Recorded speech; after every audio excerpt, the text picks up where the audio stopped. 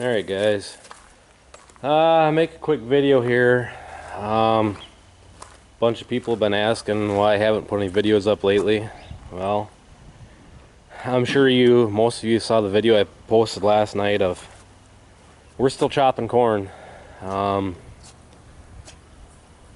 guy that I drive one of his trucks, a buddy of mine, there's people still chopping corn. You can see my corn back there is drying down. Hoping to start combining corn here pretty soon. But a lot of these big dairy farms, they plant their corn a little bit later, and they'll plant 105-day or later corn, which takes longer to mature, so it's still green. So their corn is still pretty wet. Some of the farms we've been chopping for, with all the rain we've been having, it's just been too muddy, and yeah, their corn is getting on the dry side. But when you put corn silage in a bag or in a silo, they want it drier. When we put it on a pile, you want it wetter. So a lot of the guys that we're chopping for are putting it in bags, so they kind of want on the drier side anyways. And some of you already know, and I mentioned that video,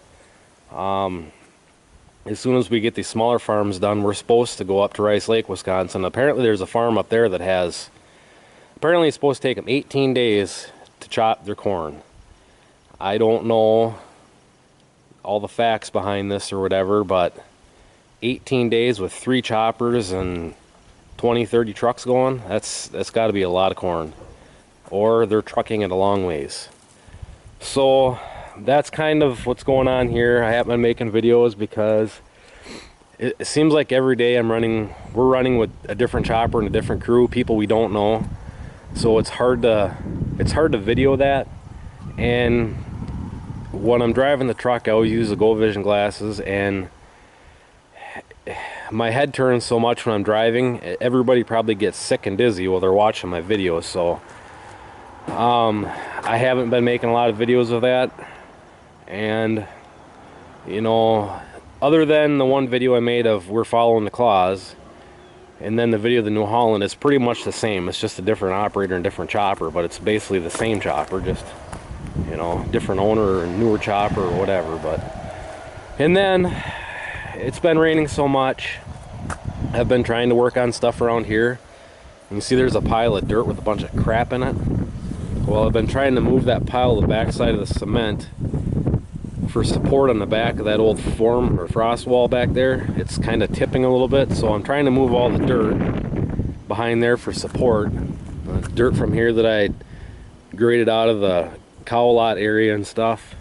And then I have a buddy who, he does a lot of trucking type stuff, but he'll clean farms up with their scrap and everything. Well, I talked to him, and I don't think it's going to happen this fall, but next spring, next summer sometime, he's supposed to come here with his big skid loader. And I have old equipment in here, old steel in here, pole barn siding, scrap pieces and stuff that's all kind of just got piled up. He's supposed to bring a skid loader and clean up all my scrap.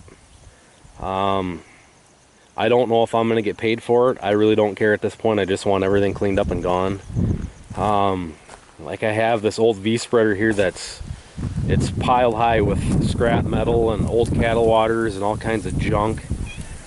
I just want it gone. I don't have the time to monkey around with it, so I told him, you bring your shit here, get it out of here. You can have the money. I really don't care what you decide to do. I just want everything gone.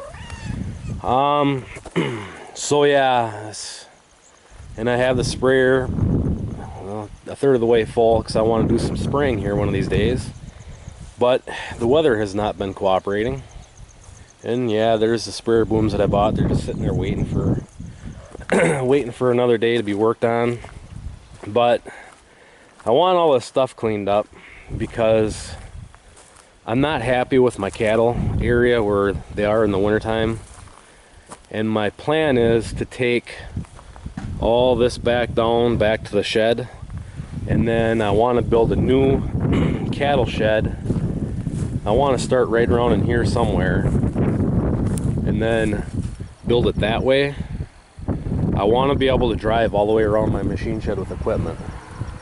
And the other problem I have, which I've mentioned before, is with the roof being sloped to the south, all the rain runs into their pens, all the snow in the winter that builds up on the shed falls in their pen. And the worst part is, we'll get a big snowstorm and there'll be, you know, a foot deep of snow on the shed roof, and it'll slide off in the middle of the night. Well, then by morning when you come out here, the cattle have walked over it, it's froze solid, it's just a nightmare to clean up. So I want to take, see right here, there's 36 feet of roof. I want to take that off, take this all down, make it so I can drive all the way around the shed, and then I can use the south lean-to for storage.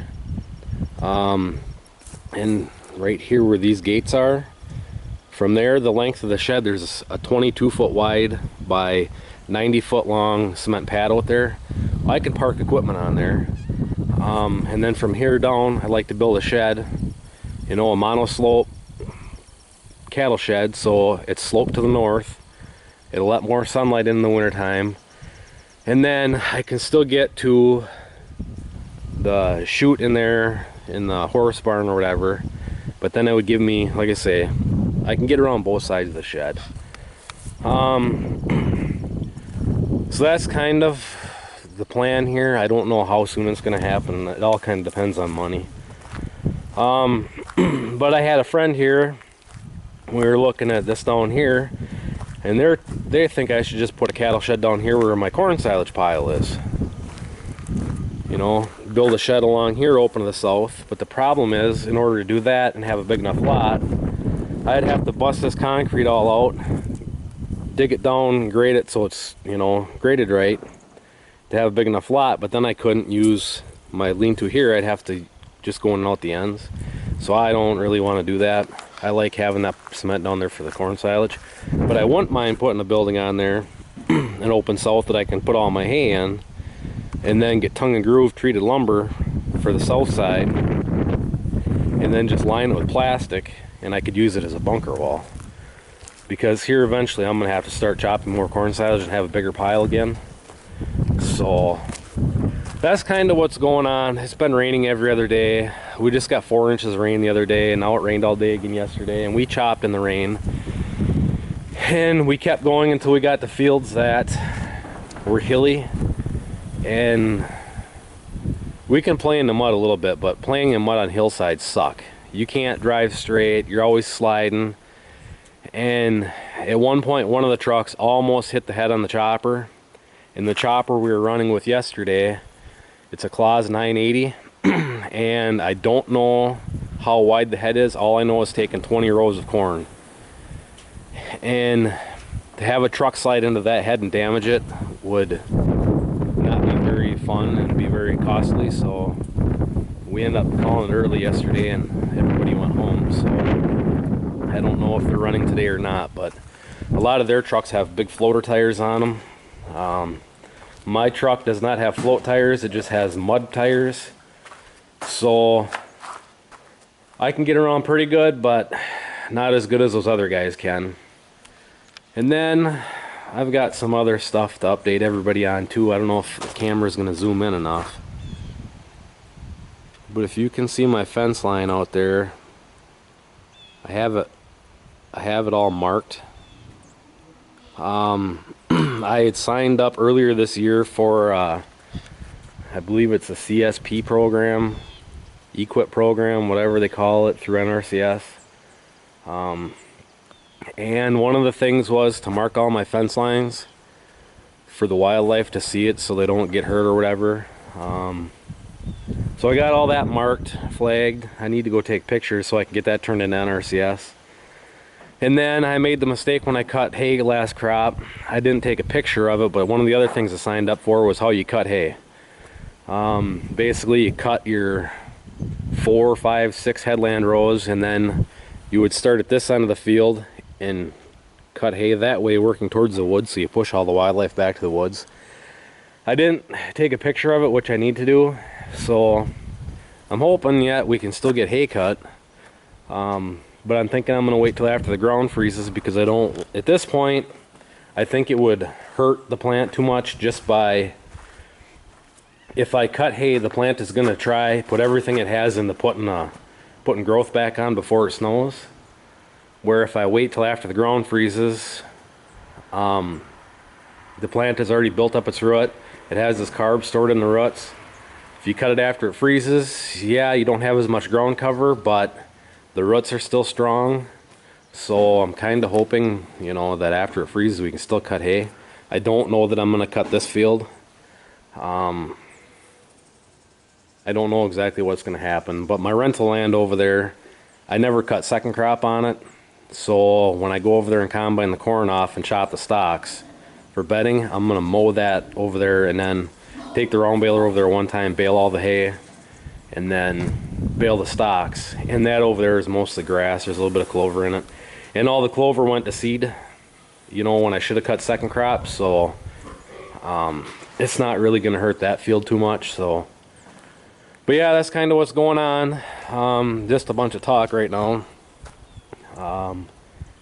It's supposed to be sunny tomorrow and Friday, and I was kind of hoping to get the combine out and combine beans. And the other day I did replace I don't know if it was 7 or 8 rot guards on the corn head or on the bean head. Somehow a bunch of them broke when I was, you can see there's still some corn in there. I need to get it cleaned out, but somehow a bunch of the rot guards broke when I was shelling out corn with it. I don't know if the cobs are just that tough or what, but you can see I changed a bunch of rot guards on it. So he's all ready to roll. I just need to clean him a little bit more, and then we'll be ready to go try cutting those beans. And I want to say there's about 8 acres of beans there, so combine's ready to roll, just kind of waiting on the weather. The beans, all the leaves have been off them for over a week or longer, so I'm kind of just waiting on the weather with that. And then that's still going strong. Been moving dirt and stuff with them.